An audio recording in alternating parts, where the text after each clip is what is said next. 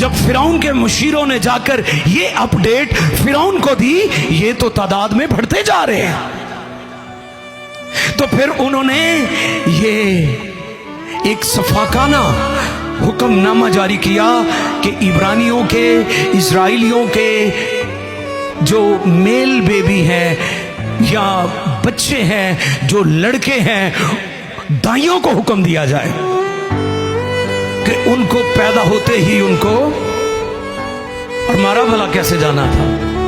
दरिया नील में फेंक कर, खौफनाक मौत। कैसे उनको मारना था? दरिया नील में। मैं आगे चलकर आपको बताऊंगा कि जहां शैतान आपके लिए मौत के प्लान करता है, वहां से खुदा जिंदगी भी जारी कर देता है।